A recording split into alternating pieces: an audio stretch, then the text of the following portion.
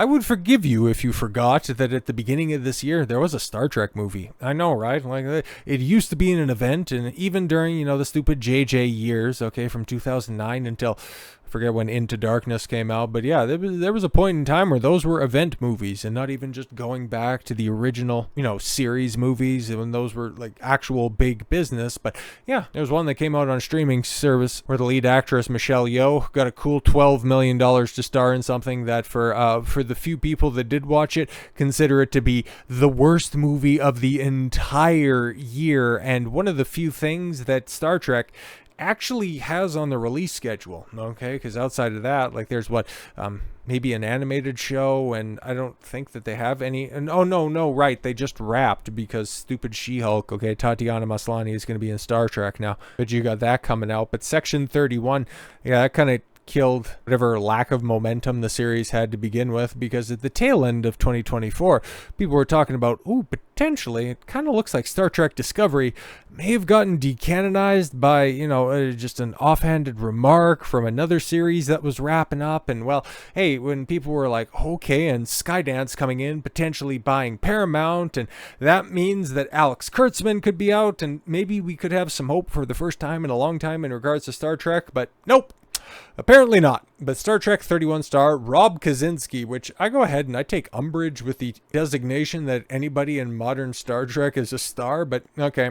Says Alex Kurtzman told him Star Trek is dying, and yeah, if anybody would have firsthand knowledge of that, it would definitely be the guy killing Star Trek. Star Trek has been in a bad state for several years. Yeah, coming on a decade. And in Section 31 star Robert Kazinsky, stated that Alex Kurtzman told him point blankly Star Trek is dying. Star Trek fans have been through a rough time over the last several years, starting with Alex Kurtzman's Star Trek Discovery, followed by a pile of shows that didn't feel like Star Trek whatsoever. And then, a pile of shows is a perfect way to describe it, because, it's just a pile of shit that's over there that nobody can really dig through outside of Picard Season 3 that, people like, but it by no means tips the balance for the public perception that this franchise can be saved. No, it's all downhill. Like, there was an opportunity, like, if you wanted to build off of the momentum that you had from Picard Season 3, you could have done something there, but nope, you decided to kill that idea in the crib. The shows, yes, are mired with identity politics, bad story choices, and have left fans baffled as to why they're being made. And yeah, when we take a look at Samba TV ratings, Nielsen TV ratings, Illuminate as well, like, a Star Trek project is nowhere even near, top 10 originals, or let alone outright streaming records. Like, I haven't seen anything even remotely mentioned, and it's not like Paramount Plus hasn't been trying their damnedest to break into those records. One of the smaller streamers, it does all of those Taylor Sheridan shows, and they do awfully well. So what's your excuse, Star Trek? You have a far more established brand than somebody trying to do upstart normie fodder. I said it in the press tour that Star Trek, the people want is 1,000 more episodes of TNG. Probably. We aren't giving them that. The expectation is that people have is they are also saying, I've seen a lot of people saying online, this is the first movie we've had since Star Trek Beyond, and it's not even a shadow of that. Well, hey man, good for him. Robert Kazinsky, yes, very, very candid before Section 31 aired. That wasn't what Star Trek people wanted. Yeah, because we talked a little bit about this last time we talked about Star Trek.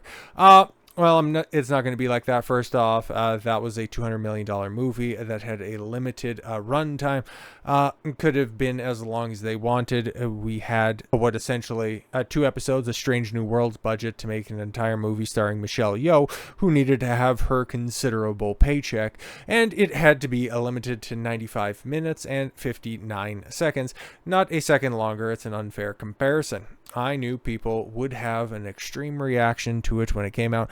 I'm disappointed for the cruelty, yes, because we are meant to be better than that in the Star Trek fandom. Yeah, but if a pile of shit is a pile of shit, are you wrong for calling it exactly what it is? No, we're not Star Wars. We're meant to be kinder. We're not meant to be online trying to hurt people's feelings. Guys, my feelings were hurt. Stop. He reiterated his disdain for online criticism, saying, I'm a firm believer that if you love Star Trek, you must accept it for what it is. And it's like, just this shambling corpse that is being puppeted by a hack. You don't do things like that. If you're a good person, you must be a good person. It's disappointing to see some of that reaction. Of course it is. Or is it surprising? No. He then doubled down on the mantra that we hear, yes, when Hollywood actors are upset by the criticism. Star Wars isn't for you. It's for everyone. And that means if you don't like Star Trek, that's fine. Don't like it. Don't ruin it for everybody else. Yeah, exactly. You know, those nobody who is watching this crap, yeah, it's meant for them. If you don't like it, that just means you're a bigot. If you like all of that old stuff, if you want another 1,000 episodes of TNG, that's up to you. But this is for, well, nobody who watched it. But after Trek Culture's interview spoke further on the topic, he started on what he thought of Alex Kurtzman, saying, when I got this job, I was like, why are they doing a Section 31 movie? It's going to it's going to be hated from the get-go. There's no one's going to watch a Section 31 movie, and we're doing a TV budget movie. This isn't going to be what people want. And I spoke to Alex Kurtzman, and I spoke to Olatunde Osun, the director. There you go. And he explained to me that Star Trek is dying. I don't know if people know that. Oh, shit. So there is no additional context to that. I was talking about Star Trek at the gym, he elaborated. None of them knew what Star Trek was. Can you imagine that? Shit. Star Trek fans base has never been enormous. It has always been a small and dedicated group. That dedicated group is aging, and we are going to lose Star Trek if we don't bring in new fans, new eyes, and new ways of getting people to love what we love. Yeah, exactly. So by telling them to go ahead and piss off if they don't like what you've turned Star Trek into, you know, a franchise that has driven off this next generation, that means that Star Trek is dying, and that's why it's like, where's everybody going? We're telling the fans to piss off, and it's being made by an idiot who doesn't understand the franchise and wants to turn it into something that it isn't. What's happening to it? So yeah, Star Trek is definitely dying, but he doesn't understand why it's dying. Why this dilapidated corpse that has been paraded around on a streaming service that nobody's watching, a franchise that, okay, cool, like, I'm not the biggest Star Trek fan, okay? Haven't seen the movies, never watched an episode, okay? I might have caught going over to a friend's house. I remember, like, it was probably on, you know, in the background of a time or two when I was there, but yeah, I've never been dedicated, never sat down and watched the show. But here's the thing, like, you know of Star Trek, you know Captain Kirk, you know Spock, you know Picard, yeah, hell, simply by doing the stuff that I've done over the past 5 years, by osmosis, I've picked up a little bit of understanding for Enterprise, for Deep Space Nine, Voyager. Like, I know a bunch more about Star Trek than I did leading into this, but the goings on of what's going on right now over there at Paramount Plus under the stewardship of Alex Kurtzman, I don't know a goddamn thing about what's going on over there. All I know is that it's crap, okay? And that nobody's enjoying it, nobody's watching it, and if it's not saved by somebody soon enough, you're going to end up with a franchise that's not too dissimilar from Zorro. Like, Buck Rogers, Flash Gordon, relics of a bygone era. When Star Trek, at one point in time, was considered the thinking man's Star Wars, now it's on, well, hey man, you achieved that mythical goal of being on even footing with Star Wars, but we're talking about modern day Star Trek and Star Wars, so not exactly a big accomplishment. Okay, but like I said, you know, if this isn't, you know, turned around in the near future, Star Trek won't be dying. It will be dead, but here's the thing. Like, talked about this, you know, heard a little bit of rumbling about Paramount potentially, you know, being bought out by Skydance, and I think that deal should be going through in a relatively short period of time. So yeah, there could be some changes on the horizon, and this is apparently one of them. Trump making Star Trek great again. What? Okay, woke Paramount makes a U-turn. Okay, I'm sort of listening, but this, like, okay, I don't really know if Trump's going to be taking an active role, and even still, like, what are we doing? New rumor lands online that President Donald Trump, his administration, could be responsible for making Star Trek great again, and that Paramount is pivoting away from its woke DEI policies. It's no secret that recent shows that from Paramount, particularly Discovery, yes, Star Trek Discovery, have focused more on diverse characters, representation, and lecturing the audience. Say what you want about Star Trek, the true show has always delved into social commentary. The stories have also been good. Yeah, exactly. That's what they used to do. Now it's just a bunch of, feelings in space. No, that's not something you could say about New Trek. Okay, now a rumor that hits Paramount is making a big U-turn in regards to Star Trek Strange New Worlds. So yeah, something else that's going to be wrapping up in a very short order.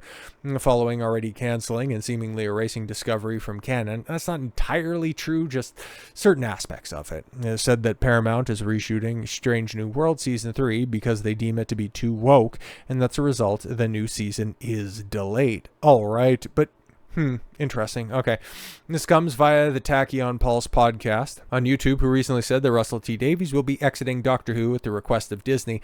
Oh yeah, that season's coming out. 2 weeks time? A week and a half. I thought it was April something or other. So yeah, probably within a week or two. Okay, it's gonna be fun to watch. Okay, what's gonna be the first episode to hit 1 million+ overnights? That'll be interesting. The YouTuber also said the head of Star Trek at Paramount, Kurtzman, could be out by Christmas, and separate rumors say that Star Trek Academy series is undergoing major shoots, which happens to star Marvel, trans activist, Tatiana Maslany. That's the one that she's a part of. That looks, I guess, it's got Paul Giamatti. What the hell is going on? Okay, so regarding Strange New Worlds, the YouTuber points to the reasons of the reshoots of Paramount pivoting away from DEI and wokeness, and this is because of recent comments made by Trump-appointed FCC chairman Brendan Carr, who recently told Bloomberg, any business that is looking for FCC approval, I would encourage them to get busy ending any sort of insidious forms of DEI discrimination.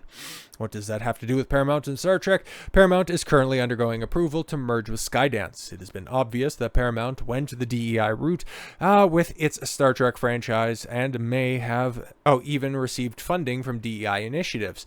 Now that the Trump administration has to approve the Skydance merger and is against all the DEI nonsense, Paramount is likely shifting its direction accordingly, so it's very well possible we could see a return to great stories in Star Trek again, which, yeah, it's interesting, right? Because there's no saving Strange New Worlds, which I don't really think there's going to be too many people upset about that. So yeah, even if you do reshoots and even if you just cap off of everything that's there, like, I guess if things end up getting pointed in the right direction, okay, you start to get people that are in there that, like what Star Trek was, not what it has become, and try to reverse course from there, there's hope. And also, okay, like what has been exceptionally popular at Paramount specifically, like they can just point to examples in-house, all of the Taylor Sheridan stuff, like it or not, man, like it's completely and totally bereft of personal politics. It makes money, it's exceedingly popular, and it's exceedingly profitable, and at a time when Paramount wouldn't even be allowed in the parking lot of a bank, let alone being able to make a deposit. Like, they are so broke. Like, even Warner Brothers is going, yo, you need a $5 for lunch. So the blueprint is right there. And if I'm to go ahead, okay, if we're trying to make the comparison to Star Wars one final time, I think that there's probably more hope for Star Trek than there is for Star Wars, because one is coming from a studio that is exceedingly desperate and looks to be pressed a little bit. I don't necessarily know how much I agree with the whole, Trump is trying to, make Star Trek great again, but I could simply see the blooming of a flower of hope from the roots and soil of desperation. I could see that happening with Star Trek. In regards to Star Wars, though, you still have Kathleen Kennedy and whoever her hand-pointed, cowboy-bedecked, having lisp-wielding weirdo successor. They still have to deal with all of that crap and his inability to tell a coherent storyline that doesn't involve, oh my god, my stupid orange little alien who's eventually going to become the main character of Star Wars. It's going to be so great, guys. Everybody loves Ahsoka. While Star Wars is doomed, the future for Star Trek, if they get rid of Alex Kurtzman, if that rumor of him being out by the end of the year, kind of like Kathleen Kennedy, ends up becoming true, we might start to see a return to form for some of our beloved franchises. But hey, not saying it's probable, saying that it's possible. And there is a hope, but it's a fool's hope. So with all that said, thank you all very much for the gift of your time. I've been Don Consuelo. I want you to follow your gut and get after it. Take care, everyone.